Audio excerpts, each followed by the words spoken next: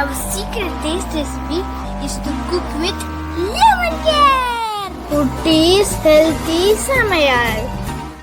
Hello friends, welcome to Kutti's Healthy Samayal. Be positive, be healthy.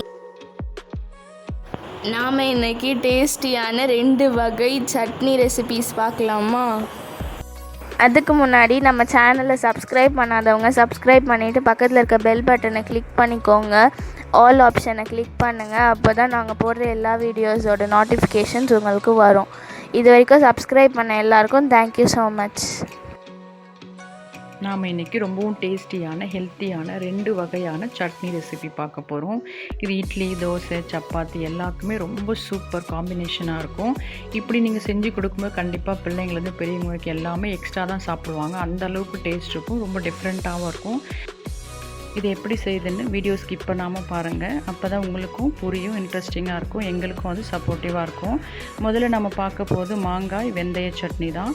இதுக்காக நம்ம ஒரு கடாய் வச்சு அதில் 2 ஸ்பூன் அளவுக்கு எண்ணெய் ஊற்றிக்கலாம். எண்ணெய் நல்லா சூடான பிறகு 2 ஸ்பூன் அளவுக்கு உளுந்து ஆட் பண்ணிக்கலாம். இது கொஞ்சமாக வறுப்பட்ட உடனே இது கூடவே 1/2 ஸ்பூன் அளவுக்கு வெந்தயம் ஆட் பண்ணிக்கலாம். ஒரு மாங்காய்க்கு 1/2 ஸ்பூன் அளவுக்கு வெந்தயம் கரெக்டாக இருக்கும். நான் இன்றைக்கி ஒரு மாங்காய் தான் எடுத்து செய்கிறேன், அதுக்காக 1/2 ஸ்பூன் அளவுக்கு வெந்தயம் எடுத்துக்கிறேன். இதையும் ஆட் பண்ணி நம்ம நல்லா மிக்ஸ் பண்ணி விட்டுக்கலாம். இது கொஞ்சம் சூடான போதும். இது சூடான பிறகு இது கூடவே 4 வரமிளகாயும் கொஞ்சம் கருவேப்பிலையும் ஆட் பண்ணிக்கிறேன். ஆட் பண்ணி நம்ம பருப்பு கூடவே சேர்த்து நல்லா வதக்கிக்கலாம்.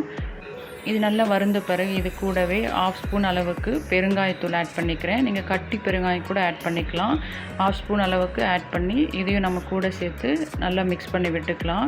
இப்போ இது நல்லா வதங்கி வந்துடுச்சு. இந்த ஸ்டேஜில் நான் தேவையான அளவுக்கு உப்பு ஆட் பண்ணிக்கலாம். ஆட் பண்ணி நல்லா மிக்ஸ் பண்ணி விட்ட பிறகு ஒரு மாங்காய்க்கு தேவையான ஒரு பீஸ் அளவுக்கு தேங்காய் எடுத்திருக்கேன். இதை நான் பொடியாக கட் பண்ணி ஆட் பண்ணிக்கிறேன். நீங்கள் துருவி கூட ஆட் பண்ணிக்கலாம். அப்போ ஈஸியாக நமக்கு வதங்கி வந்துடும். இப்போ இது நல்லா கொஞ்சம் வதங்கின பிறகு இது கூட நான் ஒரு மாங்காய் எடுத்து இந்த மாதிரி ஸ்கொயராக கட் பண்ணி வச்சுருக்கேன், சின்ன சின்னதாக. இதையும் நம்ம ஆட் பண்ணி நல்லா வதக்கி விட்டுக்கலாம். தேங்காயும் மாங்காயும் நல்லா வதங்கி வரணும். நீங்கள் ரெண்டுத்தையுமே துருவி கூட ஆட் பண்ணிக்கலாம். அப்போ ஈஸியாக வதங்கி வந்துடும். டைமும் நமக்கு ரொம்ப குறைவாக தேவைப்படும். ஏன்னா நமக்கு அந்த தேங்காயம் வாங்கி நல்லா சாஃப்டாக வரணும். அப்போ தான் நமக்கு அரைக்கிறதுக்கு ஈஸியாக இருக்கும். அவ்வளோதான், பாருங்கள் நல்லா வதங்கி வந்துடுச்சு. இப்போ நான் ஸ்டவ் ஆஃப் பண்ணிக்கிறேன். ஆஃப் பண்ணி நம்ம இதை ஆற வச்சுக்கலாம். இதை ஒரு மிக்ஸி ஜாரில் ஆட் பண்ணி நம்ம அரைச்சி எடுத்துக்கலாம். பாருங்கள் நல்லா ஆறி வந்துடுச்சு. இப்போ நான் இதை ஒரு மிக்ஸி ஜாரில் ஆட் பண்ணிக்கிறேன்.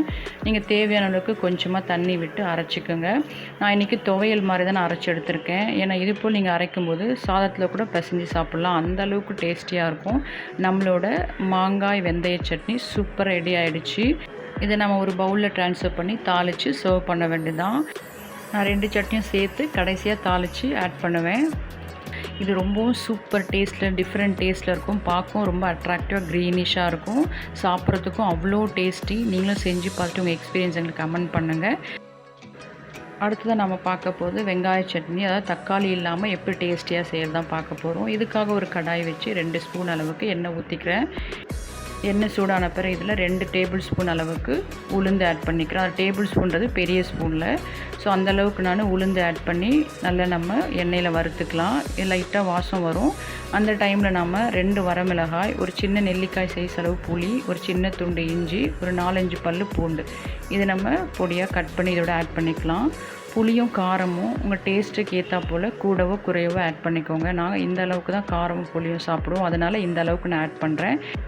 அதை நல்லா மிக்ஸ் பண்ணி விட்ட பிறகு கூடவே கொஞ்சமாக கருவேப்பிலையும் நல்லா அலசி ஆட் பண்ணிக்கலாம். இது நல்லா வதங்கட்டும். இது கொஞ்சமாக வதங்கி வந்த பிறகு இது கூட 2 மீடியம் சைஸ் அளவு வெங்காயம் கொஞ்சம் ரஃப்பாக தான் கட் பண்ணியிருக்கேன். நம்ம வதக்கி அரைக்க போகிறோம். இதை நம்ம இதோட ஆட் பண்ணி அரைச்சி எடுத்துக்கலாம்.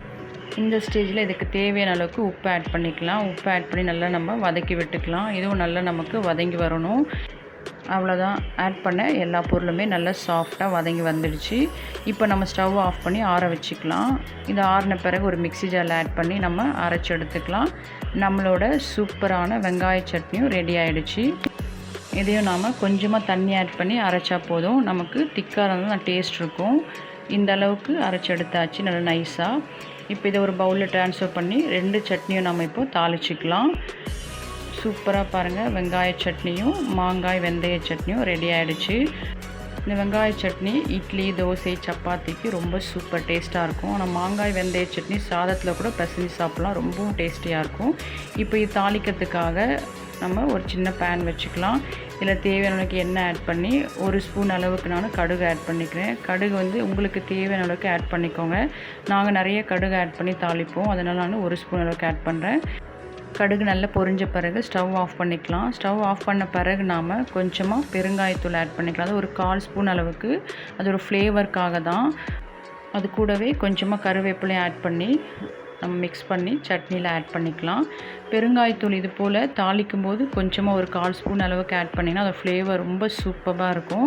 நம்ம ஆல்ரெடி சட்னியில் பெருங்காயத்தூள் ஆட் பண்ணியிருக்கோம், ஆனால் தாளிக்கும் போது ஆட் பண்ணும்போது அது ஃப்ளேவர் இன்னும் நல்லாயிருக்கும். அவ்வளோதான், நம்மளோட மாங்காய் வெந்தய சட்னியும் வெங்காய சட்னியும் சூப்பராக ரெடி ஆகிடுச்சு. இது போல் நீங்கள் செஞ்சு கொடுங்க. கண்டிப்பாக வீட்டில் பெரியவங்கலேருந்து சின்னவங்க வரைக்கும் எல்லாமே விரும்பி சாப்பிடுவாங்க.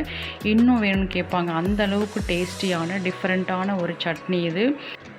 அதுவும் நம்ம எல்லாருக்குமே தெரியும், ஒரு சில ஃப்ரூட்ஸு வெஜிடபிள்ஸ்லாம் ஒரு சீசனில் தான் கிடைக்கும், அதுக்கப்புறம் நமக்கு கிடைக்காது. ஸோ இப்போ நமக்கு மாங்காய் சீசன். நல்லா இது போல் வாங்கி டிஃப்ரெண்ட் ரெசிபிஸ் செஞ்சு சாப்பிடும்போது கண்டிப்பாக நமக்கு இன்ட்ரெஸ்டிங்காகவும் இருக்கும், ஹெல்த்தியான ஃபுட் எடுத்தோன்ற திருப்தியும் இருக்கும். இன்றைக்கி நாங்கள் இட்லிக்கு தான் அந்த 2 சட்னியும் செஞ்சோம். ரொம்ப சூப்பராக இருந்து இட்லி பிள்ளைங்க பெரியவங்க எல்லாருமே விரும்பி சாப்பிட்டோம் நாங்கள். ஸோ இது போல் நீங்கள் செஞ்சு பாருங்கள். இது வந்து சாதத்துக்கும் ரொம்ப நல்லாயிருக்கும் மாங்காய் வெந்தய சட்னி. முக்கியமாக மேங்கோ வந்து நம்ம எல்லாருக்குமே தெரியும், அந்த விட்டமின்ஸ், கால்சியம், மினரல்ஸ் எல்லாமே நிறைய இருக்குது. கண்களுக்கு ரொம்ப நல்லது. முக்கியமாக நம்ம ஸ்கின்க்கு வந்து அது நல்லா க்ளோயிங் கொடுக்கும், அதாவது பளபளன்னு இருக்கும் ஸ்கின்னு மேங்கோ சாப்பிடும்போது. இப்படி சத்துக்கள் நிறைந்த மாங்காயை இது போல் நீங்களும் டிஃப்ரெண்ட்டாக செஞ்சு பார்த்துட்டு உங்கள் டேஸ்ட், உங்கள் எக்ஸ்பீரியன்ஸ் எங்களுக்கு கமெண்ட் பண்ணுங்கள், லைக் பண்ணுங்கள். தேங்க்யூ. அம்மி டேஸ்டி, நீங்களும் ட்ரை பண்ணுங்கள், என்ஜாய் பண்ணுங்கள், ஹெல்த்தியாக இருங்க. தேங்க்யூ. மற்ற ரெசிபீஸோட லிங்க்ஸ் எல்லாம் டிஸ்கிரிப்ஷன் பாக்ஸில் இருக்குது. உங்களுக்கு இந்த வீடியோ பிடிச்சிருந்ததுன்னா லைக் பண்ணுங்கள், ஷேர் பண்ணுங்கள், கமெண்ட் பண்ணுங்கள், சப்ஸ்கிரைப் பண்ணுங்கள், பக்கத்தில் இருக்க பெல் பட்டனையும் கிளிக் பண்ணுங்கள். பாய்.